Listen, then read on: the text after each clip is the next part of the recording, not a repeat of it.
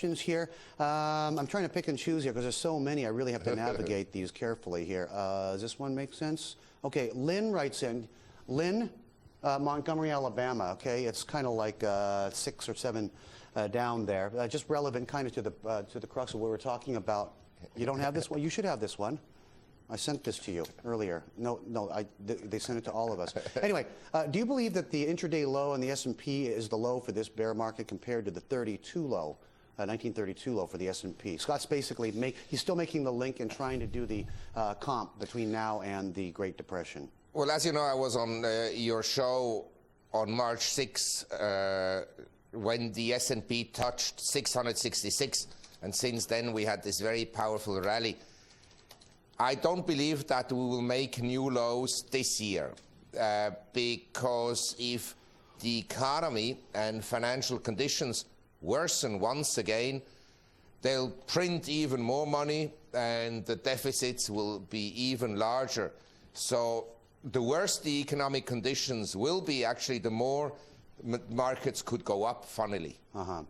It's a paradox, but that happens when you inflate your money supply dramatically. And then you'd be making a quick exit out of stocks then at that point. You wouldn't want to, because you don't know when somebody's going to prick the pin into the balloon and just bring that whole fake party to an end. Well, basically, we are in a period that will be characterized by very, very high volatility. Every year, markets will move up and down 30, 40%.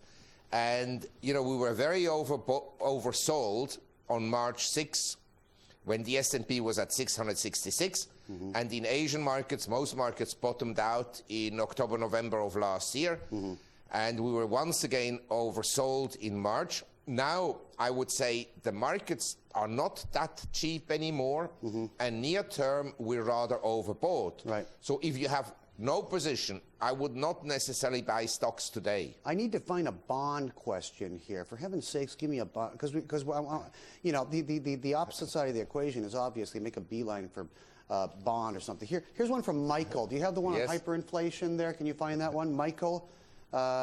Question for Faber number 2. He says, City 99 at the handle. He says, is the U.S. Let me find it. See, you're all writing in. Let me just say it. Is the U.S. more likely to eventually default on debt or see hyperinflation? Do you see the possibility of that, since we've been talking about the huge amount of Treasury issuance that's been going on? I don't think that the U.S. will default on its debt by not paying the interest on the debt. But I'm 100% sure that the U.S. will go into hyperinflation. Not tomorrow, but the problem with the government debt growing so much is that when the time will come and the Fed should increase interest rates, they'll be very reluctant to do so, and so inflation will start to accelerate, and as inflation accelerates, they'll keep interest rates artificially low. By the way, this has been suggested by some academics like Mankief of Harvard, and he echoes essentially the belief of the Fed: keep your short-term interest rates below the rate of inflation in order to stimulate consumption. It's the wrong policy, but that leads to inflation eventually. Eventually, I suppose that the interest burden on the debt, as interest rates are pushed up by the marketplace, not the Fed, will be very high, and that will necessitate even more money printing. Give me a quick 10-second answer on this. Going to break for another break. Yes. What kind of inflation are we talking about? We're not talking about Zimbabwe-style inflation. Well, not that high, but close to that. Close to Zimbabwe-style inflation? Okay, we need to talk this through. This is really scary. Asia Comp continues.